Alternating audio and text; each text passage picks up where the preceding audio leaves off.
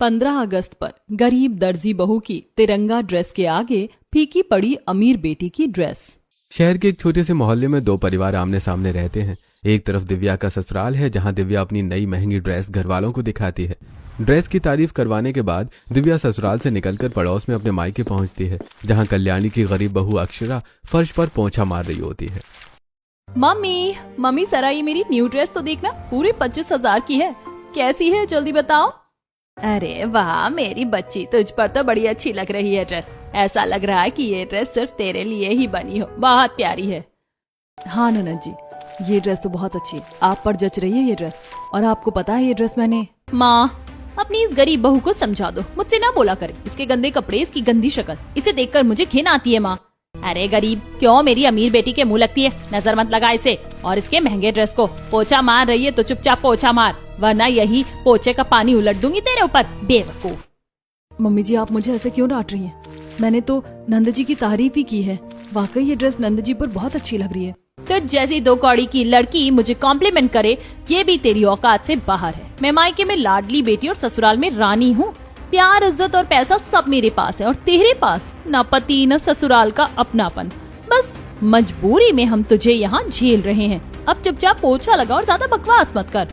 ये सब मेरे बेटे की गलती है। बड़ा गया था लव मैरिज करने, और लव मैरिज की भी तो किससे? एक गरीब लड़की से, जिसकी ना माँ का पता है ना बाप का पता है। अगर मेरी पसंद से शादी की होती तो मैं किसी अच्छे घराने में उसकी शादी करवाती, फिर 12,000 की नौकरी के लिए उसे अपना घर छोड़कर दूसरे शहर में जाकर नहीं रहना पड़ता। गधा कहीं का। मम्मी तुम अपनी इस गरीब बहू और फालतू की बातों को छोड़ो और अपनी अमीर बेटी पर ध्यान दो। हाँ बेटी, मेरा सारा ध्यान तो तेरे पर ही है। ये तो बस बीच बीच में कूद पड़ती है। अच्छा खैर ये बता, तूने 15 अगस्त की क्या तैयारी की है? बहुत नजदीक है 15 अगस्त। 15 अगस्त की तैयारी क्या करना माँ, होता ही क्या है 15 अगस्त में? सुबह उठो, नहाओ, मोहल्ले में जाओ और 52 सेकंड के राष्ट्रगान में खड़े रहो। बस यही तो होता है 15 अगस्त में। अब इसमें तैयारी क्या करना। अच्छा चलो मैं चलती हूँ, और जरा अपनी इस गरीब बहू को बोल देना कि मेरी नजर से दूर रहे। इसके फीके फीके कपड़े देखो तो मेरे ड्रेसेस की रंगत ही फीकी पड़ जाती है। रुक जा बेटी, अभी इस मनहूस चेहरे को अपने घर से दूर कर देती हूँ। ए लड़की, जा अपने काम पर जा, यहाँ बैठकर आराम करने की जरूरत नहीं है। हाँ मम्मी जी जाती हूँ, वैसे भी काम पर जाने का वक्त तो हो ही गया है। अपनी सास और नंद के ताने सुनते हुए अक्षरा पोंछे की बाल्टी लेकर खड़ी होती है। अक्षरा एक कोने में पोंछा और बाल्टी रखकर हाथ धोती है और ससुराल से निकल जाती है। थोड़ी देर बाद अक्षरा मल्लिका की कपड़ों की फैक्ट्री पहुंचती है, जहां अक्षरा कई सारी औरतों को कपड़े काटना सिखा रही होती है। तभी फैशन डिजाइनर मल्लिका वहां आती है। नमस्ते मेम साहब। वाओ, ये न्यू ड्रेस की डिजाइन तुम बना रही हो?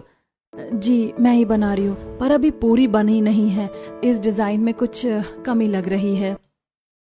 बहुत सुंदर डिजाइन है, इसे कंप्लीट करके एक बार मुझे दिखाना जरूर। तुम इतनी अच्छी अच्छी डिजाइन बनाती हो और हर रोज कुछ नया बनाती हो। मैं तो तुम्हारी कितनी सारी डिजाइनें देख भी नहीं पाती हूँ। खैर ये बहुत अच्छी डिजाइन है। और बाकी इन 40 औरतों का ग्रुप जो मैंने तुम्हें ट्रेनिंग के लिए दिया है, इनकी ट्रेनिंग कैसी चल रही है? मैम बहुत अच्छी चल रही है। सभी बहुत मेहनती हैं और लगन से हमारा काम सीखने की कोशिश कर रही हैं। सब बहुत जल्द अपनी अपनी डिजाइनें भी बनाने लगेंगी। Well done, keep it up. तुम्हारा 1 महीना पूरा हो गया, मैनेजर से मिलकर अपनी सैलरी ले लेना। इतना कहकर मल्लिका चली जाती है। अक्षरा नई ड्रेस की कटिंग में जुट जाती है। काम करते करते शाम हो जाती है। वो मैनेजर से अपने महीने भर की सैलरी लेकर ससुराल पहुंचती है, जहां कल्याणी, दिव्या और दिव्या की जेठानी रीमा आंगन में बैठी होती हैं। ये देखिए आंटी, आ गई आपकी गरीब बहू हमारी शाम खराब करने। आज तो तेरा महीना पूरा होता है ना, चल निकाल अपनी तनख्वाह, मिले होंगे ना पैसे? हाँ मम्मी जी मिले, ये लीजिए मेरी इस महीने की कमाई। कल्याणी अपनी गरीब बहू के हाथ से पैसे छीनकर अपनी बेटी दिव्या के हाथों में पकड़ा देती है। ले जा बेटी, इन पैसों से तुझे जो खरीदना वो खरीद लेना। मेकअप, न्यू ड्रेस, ज्वेलरी, जो अच्छा लगे वो खरीद लेना। ठीक है माँ, चलिए दीदी हम घर चलते हैं, फिर शाम को 8 बजे शॉपिंग पर चलेंगे। मम्मी जी जरा मुझे भी 500 रुपए दे दीजिए ना, मैं 2 कपड़े खरीदूंगी। मेरे कपड़े बहुत ज्यादा पुराने हो गए हैं, कुछ तो फट भी गए हैं, सूत निकलने लगे हैं। रीमा बेटी, तेरे कुछ पुराने कपड़े होंगे ना तो इसे दे देना। इस मनहूस को भी नए कपड़े चाहिए, इसकी शक्ल है नए कपड़े पहनने जैसी। आंटी जी, इसकी किस्मत तो हमारे पहने हुए कपड़े पहनने की भी नहीं है। वो तो हमारी दरिया दिली है कि हम इसके लिए कहीं से कपड़े लाकर दे देते हैं। ठीक है मैं मंगवा लेती हूँ। मेरे मायके की नौकरानी के लिए कुछ कपड़े निकाले गए थे, वो मैं मंगवा लेती हूँ। आप इसे दे दीजिएगा, वो भी इसके लिए न्यू ड्रेस की जैसी ही होगी। मैं भिजवाती हूँ कपड़े। इतना कहकर दिव्या और रीमा कल्याणी के घर से निकलकर अपने ससुराल पहुंचती हैं। रीमा, हमने बालकनी से सब कुछ देखा है। तुम देवरानी की भाभी अक्षरा से इस तरह कैसे बात कर सकती हो? तुम कौन होती हो ये डिसाइड करने वाली कि किसी के ऊपर कौन से कपड़े कैसे लगेंगे, कौन कैसे कपड़े पहनेगी? और तुम दिव्या, अपने ही मायके की बहू की गरीबी का मजाक उड़ाना और उसके कपड़ों को लेकर ताना मारना इंसानियत नहीं होती। अक्षरा भाभी हैं, बेचारी अपने पति और सास के होते हुए भी बेगानी जैसी जिंदगी बिता रही हैं। ऊपर से तुम भी उन्हें ताने दे रही हो। बहू और रिश्ते सिर्फ अमीरी और गरीबी पर नहीं टिके होते हैं। रिश्ते दिल के होते हैं, और फिर ये तो सगा रिश्ता है और ऊपर से हमारे पड़ोसी भी है। मुश्किल वक्त पर सबसे पहले वही हमारे पास होंगे, पर तुम्हारा ऐसा व्यवहार कोई कब तक सहेगा? दिव्या बहू, तुम तो पढ़ी लिखी हो। तुम्हारी माँ अपनी ही बहू को गरीब बनाकर रख रही है तो तुम उसमें शामिल मत हो। सोचो, अगर तुम्हारे साथ कोई ऐसा व्यवहार करता तो? मैं मुंह नोच लूंगी उसका। मेरी माँ भी जिंदा है, भले मेरी माँ खुद गरीब क्यों ना हो, लेकिन मेरी माँ ने मुझे हमेशा अमीरों की तरह रखा है, मेरी हर जरूरत पूरी की है, इसीलिए किसी के सामने झुकना मुझे आता ही नहीं है। और मुझे भी किसी की बातें सुनने की कोई जरूरत नहीं है। मुझे जो सही लगता है वही करती हूँ। अगर इतना ही गुरूर है अमीर बेटी होने पर तो अपने भाभी के कमाए पैसे क्यों लिए? मैंने अपनी माँ से पैसे लिए हैं और मेरी माँ इतने समय से उसे अपने घर में रख रही है, उसे खिला रही है, पिला रही है, अपने बेटे को उसे दे दिया है, तो मेरी माँ का इतना तो हक बनता है। यही बात सबसे ज्यादा दुख देती है। अपने घर की बेटी के लिए प्यार और सम्मान, लेकिन अपने ही बहू के लिए इतना बुरा बर्ताव। रिश्ते बराबरी से निभाए जाते हैं, तानों से नहीं। दिव्या और रीमा अपने ससुराल वालों की बात समझे बिना शॉपिंग करने निकल जाती हैं। ऐसी समय बीतता है। एक दिन मोहल्ले के बीचों बीच एक ऊंची स्टेज बनाई जाती है और सामने कुर्सियों पर पूरा मोहल्ला बैठा होता है। तभी स्टेज पर मोहल्ले के रिटायर्ड कर्नल और सोसाइटी सेक्रेटरी आते हैं। अरे मोहल्ले के कई बच्चे और परिवार ऐसे होंगे जिन्होंने मुझे पहली बार देखा होगा, पर जो मुझे जानते हैं वो ये बात जानते हैं कि मैं बस नाम के लिए इस मोहल्ले का सदस्य हूँ, वरना मैं सही से 2 साल भी इस मोहल्ले में नहीं रहा। क्योंकि मोहल्ले में घर लेने के बाद मैंने घर पर ताला लगाकर सरहद पर मैं पहुंच गया। अपनी पूरी जवानी मैंने वहीं बिताई। उसके बाद बच्चों को ट्रेनिंग देने आर्मी ट्रेनिंग सेंटर चला गया, पर अब ना मैं सरहद पर खड़ा रहने लायक बचा हूँ और न ही बच्चों को ट्रेनिंग देने लायक हूँ। पता नहीं कब भगवान का बुलावा आ जाए, इसलिए मैं मरने से पहले अपनी सोसाइटी में एक बहुत अच्छा 15 अगस्त मनाना चाहता हूँ। 15 अगस्त तो मुझे बहुत पसंद है अंकल। बताइए ना, 15 अगस्त के दिन आप कौन कौन से कार्यक्रम रखेंगे? अभी ये गरीब बहू भी 15 अगस्त के लिए एक्साइटेड होने लगी। क्या मनाएगी ये 15 अगस्त के दिन? मोहल्ले में झाड़ू मारेगी क्या? ऐसा ही कुछ लगता है, क्योंकि इसकी सास इससे कुछ भी करवा सकती है। बेटी, मैं सोच रहा हूँ तिरंगा थीम पर छोटे बच्चों के लिए ड्राइंग कंपटीशन रखूं और बड़े बच्चों के लिए लाठी भाजने की प्रतियोगिता और गौरव गान जैसी चीजें रख सकते हैं। और अंकल, हम लड़कियों के लिए क्या करेंगे? अरे तुम बच्चियां तो भारत का गौरव हो। तुम और तो सही तो भारत की मान प्रतिष्ठा बनी हुई है। तुम लोग कोई रंगारंग कार्यक्रम कर सकते हो। अंकल, क्यों ना हम एक छोटा सा कंपटीशन रख लें कि 15 अगस्त पर सबसे अच्छी ड्रेस कौन पहनता है। हाँ हाँ बिल्कुल, ये तो बहुत अच्छा कंपटीशन है और इस कंपटीशन में हम दोनों ही जीतेंगे। अरे तुम क्या जीतोगी? मोहल्ले में और भी लड़कियां हैं, हमारी लड़कियों ने भी कुछ कम ड्रेसें नहीं पहनी, हमारी लड़कियां जीतेंगी 15 अगस्त पर। राजेश्वर की बात खत्म होते ही सभी ताली बजाने लगते हैं। तो तय रहा बच्चों, छोटे बच्चों के लिए ड्राइंग और दौड़ की प्रतियोगिता होगी। थोड़े बड़े बच्चों यानी किशोर अवस्था के बच्चों के लिए लाठी भाजने और गौरव गान की प्रतियोगिता होगी। और मोहल्ले की बहुओं और बड़ी बेटियों के लिए एक ड्रेस की कंपटीशन रखी जाएगी। जो सबसे अच्छी ड्रेस पहनेगा और 15 अगस्त को गौरवान्वित करेगा वो इस कंपटीशन का विनर होगा और उसे ही ध्वजारोहण का मौका भी मिलेगा। राजेश्वर की बात खत्म होते ही सभी ताली बजाने लगते हैं। तालियों की गूंज के साथ सभी अपने अपने घर पहुंचते हैं और सभी के घरों में 15 अगस्त की तैयारियां शुरू हो जाती हैं। अरे भाई, कर्नल वीर सिंह जी ने तो सभी के अंदर 15 अगस्त को लेकर हर्षोल्लास भर दिया है, वरना हमारे मोहल्ले में 15 अगस्त के दिन सिर्फ तिरंगा फहराया जाता था। इतना हर्षोल्लास किसी के अंदर नहीं होता था। इस बार के 15 अगस्त के रंगारंग कार्यक्रम में तो मजा आ जाएगा। हाँ हाँ बिल्कुल, मैं भी इस 15 अगस्त में भाग लूंगी और सबसे अच्छी ड्रेस पहनकर कंपटीशन जीतूंगी। तो मैं भी पीछे नहीं रहने वाली, भाग तो मैं भी लूंगी इस कंपटीशन में। बिल्कुल ऐसा करो, तुम दोनों जाओ और 15 अगस्त के दिन पहनने के लिए बहुत अच्छी सी ड्रेस पसंद कर लो। ड्रेस ऐसी होनी चाहिए कि हमारे परिवार के अलावा और कोई ना जीते। 15 अगस्त के दिन हम हार नहीं सकते हैं। शुभम दिव्या को और उमेश रीमा को कुछ पैसे देते हैं। पैसे लेकर दोनों देवरानी जेठानी अपना फोन निकालकर डिजाइनर ड्रेसेस पसंद करने में लग जाती हैं। वहीं दूसरी तरफ अक्षरा डाइनिंग टेबल पर कल्याणी को खाना परोसती है। मम्मी जी, मुझे कुछ पैसे दीजिए ना। 15 अगस्त के दिन होने वाले ड्रेस कंपटीशन में मैं भी इसमें पार्टिसिपेट करूंगी और जीतूंगी। मुंह देखा है अपना, तू जीतेगी। मेरी बेटी भाग ले रही है इस कंपटीशन में। तेरी जैसी मधुमक्खियां तो पास भी नहीं बना पाएंगी उसके। माँ जी, मैं किसी को हराना नहीं चाहती, बल्कि मैं बस अपनी खास डिजाइन लोगों के सामने लेकर आना चाहती हूँ। मैं ज्यादा पैसे नहीं मांगूंगी, बस मुझे कुछ रुपए दे दीजिए। मैं उससे कपड़े खरीद कर लाऊंगी और अपनी ड्रेस खुद डिजाइन करूंगी। लगता है फैक्ट्री में कपड़ों के कतरन बटोरते बटोरते तो खुद को फैशन डिजाइनर समझने लगी है। जो ड्रेस डिजाइन करने की बात कर रही है, जा फैक्ट्री में जाकर झाड़ू पोछा कर। तेरी अगले महीने की तनख्वाह भी मैं अपनी बेटी को दूंगी ताकि वो अच्छी ड्रेस खरीद पाए। 15 दिनों बाद ही 15 अगस्त है, चल जल्दी जा। अक्षरा दरवाजे की तरफ बढ़ती है, तभी कल्याणी के फोन पर सूरत की कपड़े की फैक्ट्री में काम कर रही विराज का फोन आता है। माँ नमस्ते, कैसी हो? मुझसे बात करके क्या करेगा? अपनी बीवी से बात करने के लिए फोन किया है ना, ले बात कर अपनी बीवी से। अरे हेलो अक्षरा, माँ कैसी है? तुम कैसी हो? सब ठीक है ना? हाँ जी सब ठीक है, बस आराम ही कर रही थी मैं।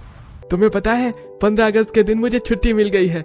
मैं 15 अगस्त के दिन एक दिन के लिए घर आऊंगा। अरे वाह, ये तो बहुत अच्छी बात है। तुम्हें पता है उस दिन हमारे मोहल्ले के सेक्रेटरी और रिटायर्ड कर्नल जी ने रंगारंग कार्यक्रम रखा है। तुम आना, मैं तुम्हें सरप्राइज दूंगी। अच्छा ठीक है, अपना ध्यान रखना। विराज फोन रख देता है। मुझे पता है कि मेरी माँ मेरे फैसले से इतनी नाराज है कि अब तक मुझे माफ नहीं कर पाई है, पर खैर कम से कम माँ अपनी बहू मेरी पसंद अक्षरा का ध्यान रखती है। विराज अपने काम में लग जाता है। वहीं दूसरी तरफ रात के वक्त अक्षरा अंधेर स्टोर रूम में चटाई पर बैठी अपनी फैक्ट्री से लाई कुछ कतरन की सिलाई कर रही होती है। वहीं दिव्या, रीमा और कल्याणी दूर खड़ी ये सब देख रही होती है। मम्मी देखो, ये कोई ड्रेस बना रही है, कुछ करो। ऐसा कर, कल तू रीमा बेटी के साथ कुछ सहेलियों को लेकर आ, उन्हें समझा देना कि ये हमारे घर की नौकरानी है। काम करवा करवा कर इसके चेहरे का रंग फीका कर देंगे। रात बीतती है। अगले दिन दिव्या और रीमा अपने 5 सहेलियों के साथ कल्याणी के घर पहुंचती हैं। सुन, आज मैं अपनी कुछ सहेलियों के साथ एंजॉय करने आई हूँ। देख मौसम कितना अच्छा हो रहा है, जा फटाफट पकौड़े बना कर लेकर आ।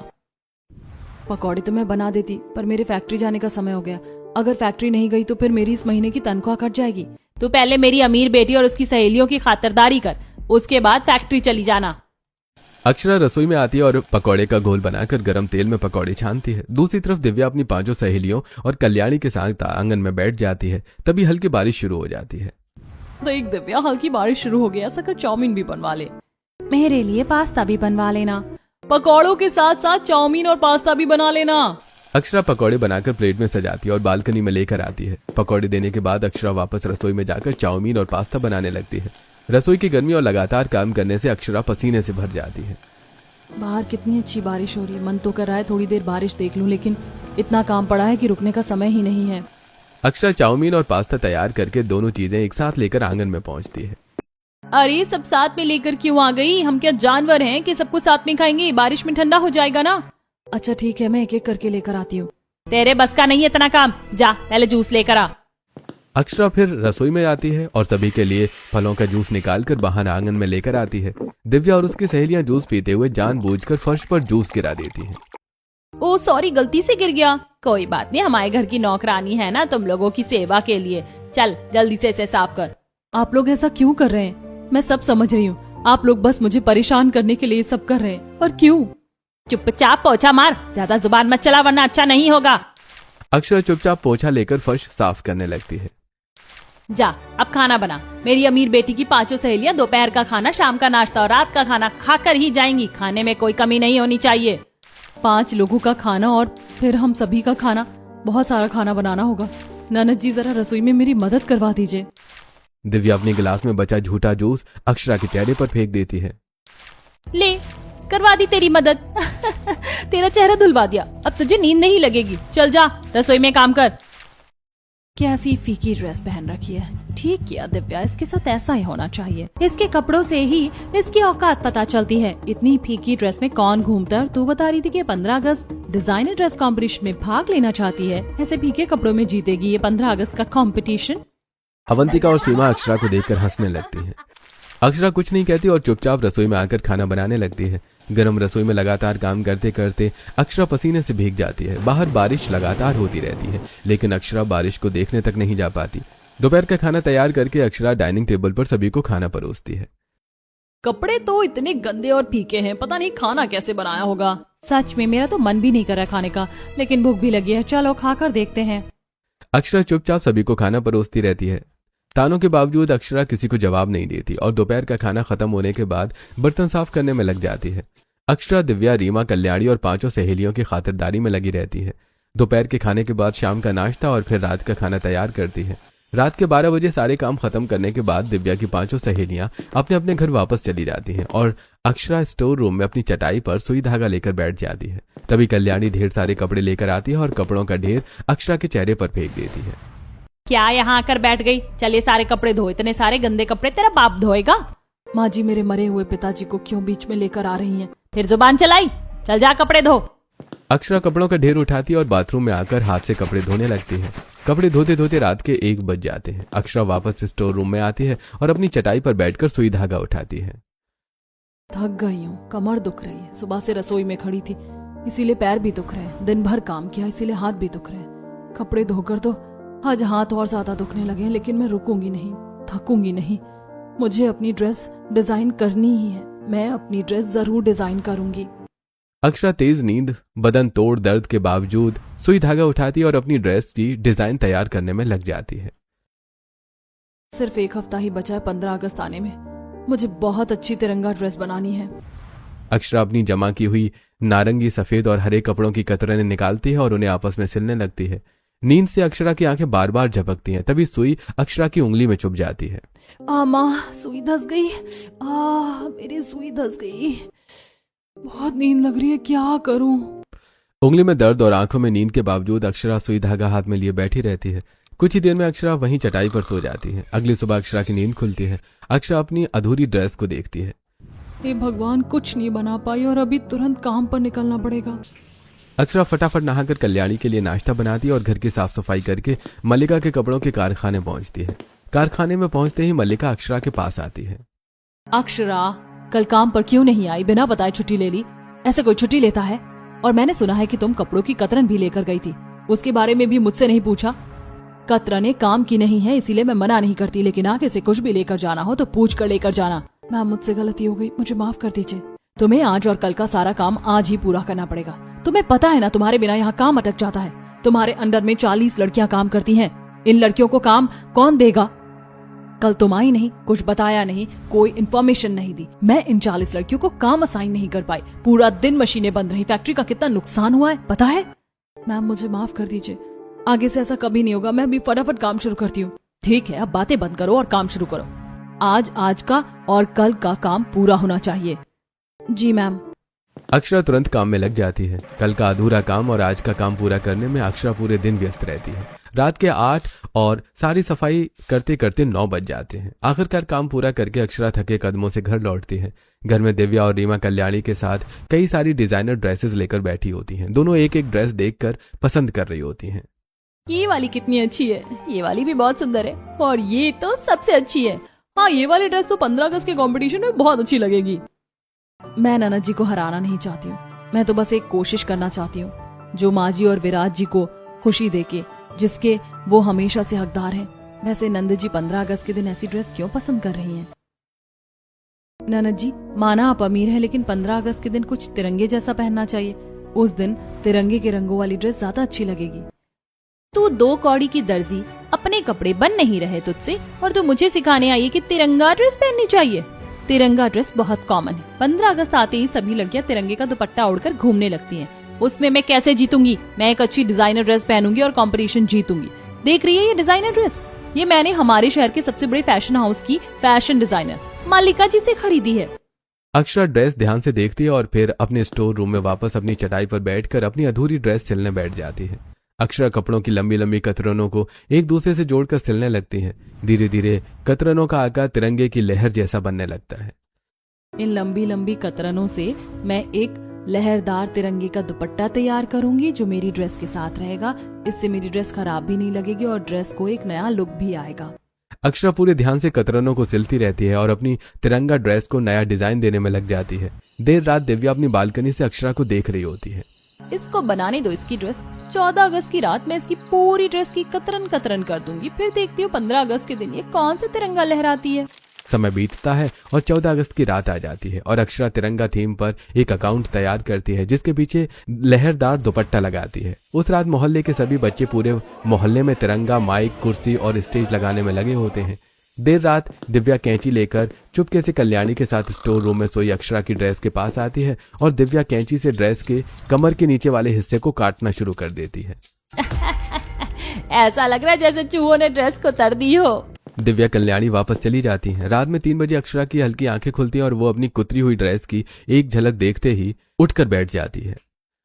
हे भगवान, ये क्या हो गया?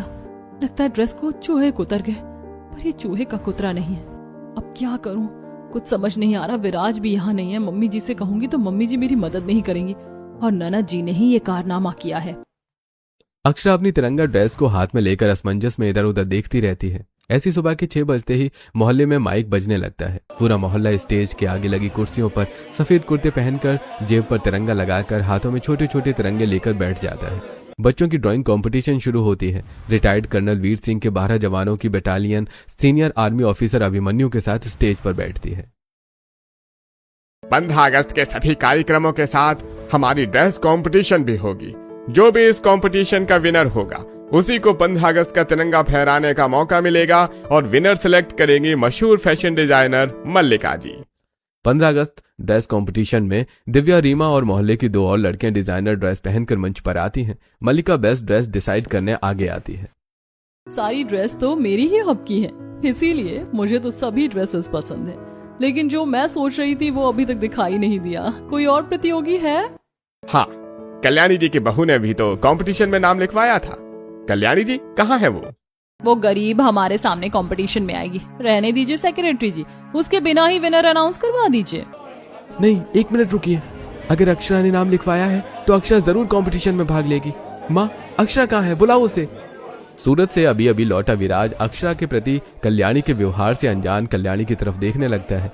तभी तेज हवा के बीच अक्षरा तिरंगा ड्रेस पहनकर मोहल्ले में आती है। अक्षरा की ड्रेस एक खूबसूरत इवनिंग गाउन होती है। ड्रेस के सबसे निचले हिस्से में हरे रंग के फूल, उसके ऊपर सफेद फूल और सबसे ऊपर केसरिया रंग के फूल सजे होते हैं। अक्षरा के कंधे से तिरंगे के 3 रंगों वाला दुपट्टा लंबा हवा में तिरंगे की तरह लहरा रहा होता है। ड्रेस के सीने पर परमवीर चक्र और अशोक चक्र जैसे वीरता पुरस्कार सजे होते हैं। अक्षरा को देखते ही पूरा मोहल्ला फैशन डिजाइनर मल्लिका और सीनियर आर्मी ऑफिसर अभिमन्यु अपनी 12 जवानों की बटालियन के साथ तालियों की गूंज से पूरा माहौल भर देते हैं। वाओ अक्षरा, तुम कितनी सुंदर लग रही हो। और ये मेडल्स तो पापा के हैं ना? इस गरीब की इतनी हिम्मत, मेरे पति के मेडल्स को हाथ लगाती है। मुझे चिढ़ है इन मेडल्स से। क्यों निकाले इसने ये मेडल्स मेरे संदूक से? 1 मिनट, कोई कुछ नहीं कहेगा। आज 15 अगस्त की विनर और तिरंगा फहराने की हकदार मिस अक्षरा है। मल्लिका जी, आपका दिमाग खराब हो गया क्या? इसने कपड़ों की कतरन से ये ड्रेस बनाई है। न जाने इसमें कहां कहां के फूल भी लगा दिए हैं। ये कैसी ड्रेस हुई जिसे 15 अगस्त के दिन बेस्ट ड्रेस माना जा रहा है? हाँ मल्लिका जी, क्या इस गरीब दर्जी की डिजाइनर ड्रेस आपकी फैशन हब में तैयार हुई डिजाइनर ड्रेस से ज्यादा अच्छी है? हमने आपकी ही डिजाइनर ड्रेसेस पहनी है। जीतने का अधिकार तो हमारा है। भले ही तुम लोगों ने ये डिजाइनर ड्रेसेस मेरे फैशन हब से ही ली हूँ, लेकिन मैंने इन ड्रेसेस को डिजाइन नहीं किया है। इन ड्रेसेस को डिजाइन अक्षरा नहीं किया है। दरअसल अक्षरा मेरे फैशन हब की बैकबोन है। मेरी फैक्ट्री में 40 लड़कियों के साथ अक्षरा इसी तरह की ड्रेस डिजाइन करती है। डिजाइन भी अक्षरा के होते हैं और सिलाई भी अक्षरा खुद करती है। उसके बाद इन ड्रेसेस की कॉपियां तैयार होती हैं जिन्हें मैं फाइनल करती हूँ। और अब तक की सबसे बेहतरीन डिजाइनर ड्रेस अक्षरा की ये तिरंगा ड्रेस है। एक ड्रेस होने के बावजूद ये ड्रेस 15 अगस्त को गौरवान्वित कर रही है। ऐसी वेस्टर्न ड्रेस बनाना बहुत मुश्किल है जो भारत के तिरंगे का सम्मान करे। ये नामुमकिन काम अक्षरा ने कर दिखाया है। जिसे तुम लोग गरीब बहू समझकर हमेशा परेशान करती थी, आज उसी की ड्रेस से हार गई। बड़ा घमंड था ना तुम्हें अपनी महंगी डिजाइनर ड्रेसेस पर। लेकिन भूलो मत, गेम बनाने वाले से गेम जीत पाना बहुत मुश्किल होता है। जिसे तुम मामूली दर्जी समझ रही थी, उसी के बनाए डिजाइनर कपड़े पहनकर इतरा रही थी। आज उसी ने अपने हाथों से ऐसी ड्रेस बना दी जिसने तुम्हारी सारी महंगी ड्रेसेस को पीछे छोड़ दिया। अक्षरा ने अपनी मेहनत से तुम्हारे घमंड का रिकॉर्ड तोड़ दिया है। हरगिज नहीं, ये कतरन वाली तिरंगा ड्रेस नहीं जीत सकती। जीती तो मैं हूँ। इस ड्रेस की सारी कतरने मैंने 14 अगस्त की रात काट दी थी। तिरंगे के जिन रंगों की वजह से ये आज जीती है, वही कतरने रात में मेरे पैरों तले कुचली हुई थी। अरे खामोश, तुम्हें पता भी है तुम क्या कह रही हो? अरे तिरंगे के लिए जान देने वाले जवानों और भारतवासियों के सामने तिरंगे का अपमान करने की हिम्मत मत करना। 1 मिनट में तुम्हारी जुबान खींच ले जाएगी। अरे भले ही ये मोहल्ले की अमीर बेटी है, लेकिन अगर तिरंगे के बारे में कुछ कहा है तो इसे यही सबक सिखाएंगे। चलो बहनों। जेठानी जी, शुभम, पापा जी, मम्मी, मुझे बचाइए। जब हम मना करते थे कि किसी का अपमान मत किया करो, तब तुम नहीं मानती थी। अपनी भाभी को गरीब बहू समझकर खूब अपमान करती थी। आज उसी आदत की वजह से तुमने तिरंगे का भी अपमान कर दिया। रुक जाइए आप लोग, कोई मेरी ननद को हाथ नहीं लगाएगा। मम्मी जी ने इन्हें बड़े लाड प्यार से पाला है, इसी वजह से इन्हें दुनिया की कम समझ है। मैं आप लोगों के सामने हाथ जोड़ती हूँ, इन्हें मत मारिए। आज सिर्फ तुम्हारी रिक्वेस्ट पर हम इसे छोड़ते हैं, वरना तिरंगे का अपमान करने वाले को हम आखिरी सांस में माफ न करें। अक्षरा बहू, चलो, तिरंगा फहराने का समय हो चला है। अक्षरा बहू, तुमने अपनी ड्रेस पर परमवीर चक्र और अशोक चक्र लगाया है, ये किसके है? मेरे स्वर्गीय ससुर सूबेदार सुखदेव जी के। वो 40 वर्ष की आयु में भारत की सीमा की सुरक्षा करते हुए लापता हो गए, लेकिन मेरे ससुराल को उनके बाद कोई सरकारी सहायता नहीं मिली। इसी वजह से 10 साल की उम्र में मेरे पति को पढ़ाई छोड़कर अपनी माँ और अपना खर्च उठाने के लिए काम करना पड़ा। 1 साल पहले ही हम दोनों ने लव मैरिज की। तब मेरे ससुर जी के साथ हुए अन्याय की कहानी मुझे मेरे पति ने ही सुनाई थी। सुखदेव तो हमारी बटालियन का शूरवीर था। सुखदेव अकेले 100 जवानों के बराबर था। दरअसल सुखदेव लापता नहीं हुआ था। सुखदेव लड़ते लड़ते दुश्मन के खेमे में घुस गया। करीब 1000 से ज्यादा दुश्मनों से घिरने के बाद सुखदेव ने खुद को विस्फोट से उड़ा दिया और हजारों दुश्मनों को मौत के घाट उतार दिया। अंकल, जब आपको सारी सच्चाई पता है तो आपने सरकार को ये बात बताई क्यों नहीं? उस वक्त ऐसे माहौल नहीं थे कि मैं किसी को कुछ बता पाऊं। बेटा, सुखदेव भगोड़ा या लापता सिपाही नहीं है। सुखदेव एक शूरवीर है। सुखदेव को सरकार की तरफ से एक और वीरता पुरस्कार मिलना भी बाकी है, जो हम दिलवाएंगे। क्या सच में मेरे पति को उनका खोया हुआ सम्मान वापस मिलेगा? ये तो मेरे लिए सबसे ज्यादा खुशी की बात है, और ये सब सिर्फ मेरी बहू की वजह से हो पाया है। अगर आज 15 अगस्त के दिन इसने ये तिरंगा ड्रेस नहीं बनाई होती और इस ड्रेस पर मेरे पति को मिले पुरस्कार ना सजाए होते, तो ये सब कभी ना हो पाता। बहू, मुझे माफ कर दे। मैंने तेरे साथ बहुत अत्याचार किया और तुझे ये तिरंगा ड्रेस बनाने से भी रोका, ताकि मैं अपनी बेटियों को जितवा सकूं। मुझे माफ कर दे बहू। क्या माँ तुम अक्षरा के साथ गलत व्यवहार करती थी? उसे तिरंगा ड्रेस बनाने से भी रोका? हाँ बेटा, और सिर्फ तुम्हारी माँ ही नहीं, तुम्हारी बहन और तुम्हारे घर की बड़ी बहू भी तुम्हारी पत्नी अक्षरा के साथ बहुत गलत व्यवहार करती थी, अक्षरा को अपमानित करती थी। लेकिन आज 15 अगस्त पर गरीब दर्जी बहू की तिरंगा ड्रेस के आगे अमीर बेटी की ड्रेस फीकी पड़ गई है। सिर्फ अमीर बेटी की ड्रेस फीकी नहीं पड़ी, बल्कि अमीर बेटी का घमंड भी चूर चूर हुआ है। वर्षों से अन्याय के दलदल में धंसे हुए तुम्हारे पिता को इसी गरीब दर्जी बहू ने इंसाफ भी दिलाया है। भाभी, मुझे भी माफ कर दीजिए। आपको गरीब दर्जी बहू कहकर आपके ही पैसों से आपके ही बनाए हुए डिजाइनर कपड़े खरीदकर मैं खुद को अमीर बेटी समझती थी। मुझे माफ कर दीजिए भाभी। आपकी वजह से मेरे पिता को उनका खोया हुआ सम्मान मिला है। मेरी माँ को वापस अपने पति का नाम गर्व से लेने का मौका मिला है। मुझे माफ कर दीजिए भाभी। बहू, मुझे भी माफ कर दे। आज मैं तुझे दिल से अपनी बहू मानती हूँ। आप लोगों को मुझसे माफी मांगने की जरूरत नहीं है। मैं तो 13 साल की उम्र में ही अनाथ हो गई थी। मल्लिका जी के माता पिता के घर में काम करती थी और धीरे धीरे मल्लिका जी की फैक्ट्री में काम करने लगी। मैं तो बस आप में अपनी माँ और दिव्या में अपनी बहन को ढूंढती थी, जो शायद आज मुझे मिल गई हैं। आज 15 अगस्त के दिन गरीब दर्जी बहू को इस तिरंगा ड्रेस ने बहुत कुछ दिया है। अक्षरा, तुम्हारी 15 अगस्त की इस तिरंगा ड्रेस ने सिर्फ तुम्हें ही नहीं, बल्कि हमें, माँ को, दिव्या को, इस पूरी सोसाइटी को और तुम्हारे स्वर्गीय ससुर जी को भी बहुत कुछ दिया है। आज हमारी परिवार के पीछे जो खुशी है वो सिर्फ तुम्हारी इस तिरंगे की ड्रेस की वजह से है। अब चलो तिरंगा फहराते हैं, वरना देर हो जाएगी। अक्षरा अपने पति और पूरे परिवार के साथ गर्व से तिरंगे की तरफ बढ़ती है और अपने हाथों से 15 अगस्त का तिरंगा फहराती है। तिरंगा फहराती राष्ट्रगान शुरू होता है और सभी सावधान होकर राष्ट्रगान के सम्मान में खड़े हो जाते हैं। गरीब दर्जी बहू फीके कपड़ों की जगह अपने ससुराल में तिरंगे के 3 रंगों की तरह खुशियां बिखेरते हुए अपनी जिंदगी जीती है।